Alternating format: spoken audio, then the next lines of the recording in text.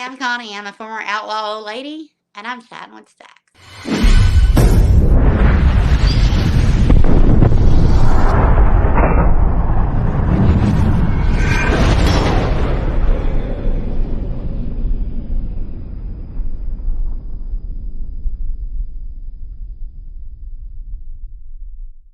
Welcome to this episode of Chatting with Staxx. I'm your host, Bill Staxx, and today I got Connie. Yeah, it took me 30 minutes, and I had a cast up to my knee on one foot. I broke my foot, and we were in the second floor apartment. His old lady was in bed. He's a bandito. First of all, ain't nobody gonna believe I say it if I say it. I didn't tell anybody for months. Second, how the hell am I gonna get out of here if he wants to be forceful? I knew he was drunk and everything. So I literally talked to him like a child. I was like, I'm too old for you. He's like, no, I like older women. I was like, and finally he was like, I'm going to go use the bathroom. I'll be right back. And I laid there awake all night waiting for him to come back, and he never did. Yeah, small man was late in the hospital. And this one also, he had bonded with, he's from Houston. He had told James that, I was 82nd Airborne too. Paratroopers, 82nd. I don't think he was. I think he was lying about all that. But anyway, he told my husband, I'll take good care of her, bro. That's crazy. And I actually asked him, he said, come on, you want to? I said, you used to get what you want because of that patch, huh? He said, yep. Which he wasn't a bad looking one either. He probably did get whatever he wanted. But I was like, you got the wrong one tonight. And it's hard because I couldn't say anything because nobody would believe me. Well, it's not that they wouldn't believe me. They wouldn't care.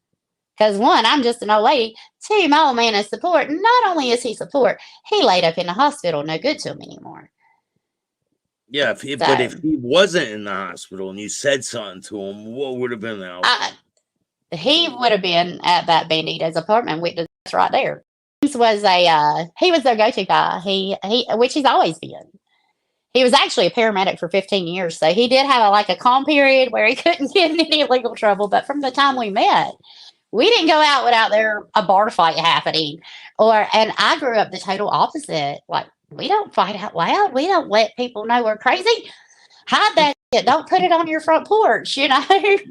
Yeah, it was like, I don't know. I had lived the life without the club, which was a whole lot easier because I didn't have any rules. If you made me mad, I could tell you. Now it's, so that member pissed off this old lady's got to go to her old man and hint. And if an old lady pisses you off, you got to go to her old man or you got to go to your old man. He got to go to her old man. And it's just a mess, right? It's exhausting. And these kids see it. That is my main thing. Like, these, not even kids, the men who go out there looking for that, they sell them the biggest pipe dream.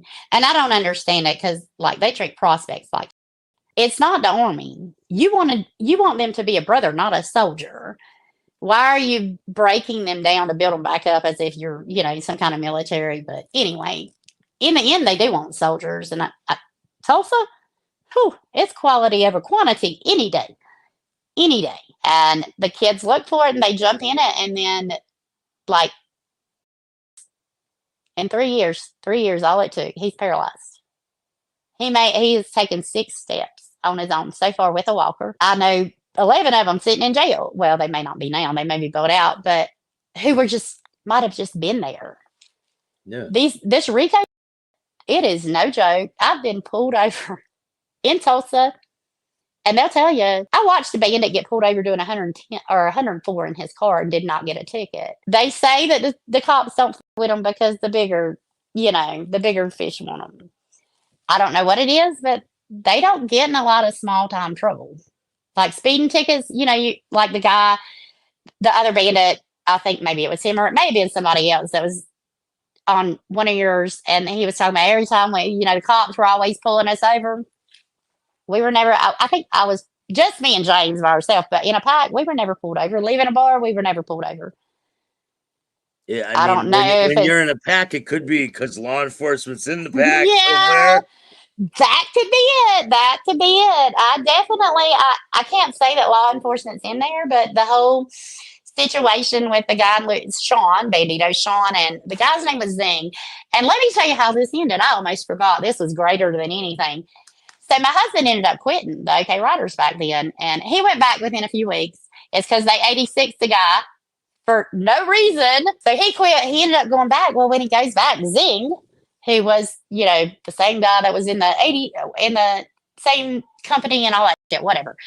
He's now an official Bandito hangaround. I'm like, whoa, that was quick. Maybe a month later, I'm like, what happened to Zing? We never see his ass anymore. He 86. Nobody knows why. 86. Well, I talked to another member. He's like, girl, he was in another support club, the one that they wanted to patch over to OK Riders, and they 86 him because he went. Well, he was living with this Zing, who was an official Bandito hangaround. He asked him, Zing asked him, said, hey, you want to go to a party with some of my former brothers? Because, he came from a 1% club. Smooth and the other guy were like, hell yeah, let's go. So he takes 2 support members to another 1% club's party where he didn't tell them that he was still a fucking active member. What? Yeah, the Banditos they supposed to do all these background checks. Tell me that ain't a snitch, because Sean, who is the one he happened to find and work for and all that, Sean, when they went to nationals in Louisiana, Sean was told, hey, go find the chapter that he was with and, verify. Sean came back, said, okay, all good. Well, later we find out, no, Zing, he didn't quit prospecting in Louisiana way back. They like, no, we don't want you. And he was a piece of and all this. But tell me, they got a whole nother 1%er as an official hangaround. Something's fishy with that situation. Ain't the one I think is a snitch. If you have, maybe I need to find somebody in Lake Charles to go check that case out for me. Because I really want to know. But yeah, he was, the 2 guys, they got their asses beat. And one of them had. Oh, when they went to the party? Yes, they got their asses beat. Their guns stolen, everything. What? Oh, yeah. What did you hear? What was the story you heard? I would have to talk to him again to get it all, but because he didn't give me much in messages. But they get to this party, and I don't know where it went south, but Zing was still a full patch member of Hell's Lovers. I don't care if I say the name. Hell, enough Banditos want me dead. Ain't nobody coming to kill me. I'm too public for that. But all I know is there was a whole lot of. I know there was some punches thrown, and one of them had, like, the gun he carried was his little brother's who passed away, or maybe it was a big brother, but they took it and he didn't get it back. I can get some more scoop. I still have a lot of contacts. I have a lot of, in fact, former Banditos in my inbox from other chapters that, it's kind of the same everywhere. But that one situation, I mean, how the hell is Cookie still the president of Tulsa when he okayed another 1%er to be an official hangaround? It's a fucking circus. So you were saying your husband was a sergeant at arms, right? He was SA at the time of the wreck. He was president. He was SA first, then president. Yeah. What does the SA consist of? What was his routine? What was his daily obligations for that? Within their club, it's a small chapter. It's more when you're out, you protect everybody. He protected everybody. If you're riding in the pack, the SA's in the back of the pack. He's the very last guy. So, because if somebody rides up behind you, he's the guy who enforces the rules. If a member needs, like, there are members that do things and they get punched in the mouth by their brother. It's the SA that does it. He protects the president. To me, it was like, yeah. Like, it in my head, it seemed so official. And, before I went through it all, and then I'm like, oh, you want me to look this dude up for you? Oh, okay. But I'm not going to say there wasn't some altercations that weren't just, a punch in the mouth. If there was another club member showed up somewhere, it was the SA that should go talk to them. And so he's kind of like the spokesman that will talk. Yeah, yeah. Well, and protection, not usually it's the president that like does the talking if it's a friendly club, but it's the SA who handles business. I'll put it that way. Whether you're out in, whether it's business within the club with brothers. I know some clubs, like, I never saw 2 brothers brawl. I know some other clubs that you be at the clubhouse and two of them want to fight. They each lay $100 on the table. They good to go, and the winner gets the 200. It would be easier if it were like that because they'd get over it. But Tulsa's not like that. And I felt safe at their clubhouse. It's been shot up multiple times, but I never felt dangerous there. The SA, that's part of the SA too at the clubhouse. There was an event one night for support, and this guy, you parked across the street from the clubhouse. There was a parking lot across the street, and there were guys at the gate. Well, because this guy had stopped in the middle of the road in his pickup, and he was talking to the two guys at the gate. And they were both support. He was there for a long time, and I'm very observant, more so than most of the guys. I'm like, what's that dude doing? And they said, well, he's trying to find a bike mechanic, but every time somebody gives him a name, he's like, oh, not that one, not that one. So what did the support member do but say, hey, we're having a party. Why don't you come on up in our clubhouse? Maybe you'll meet some people, because that's how desperate they are for members. So the guy says, okay, let me go home and get my bike. And apparently he lived close. 10 minutes later, he comes back.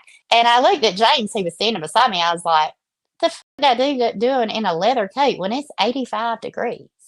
He's like, I don't know. Let me walk over there.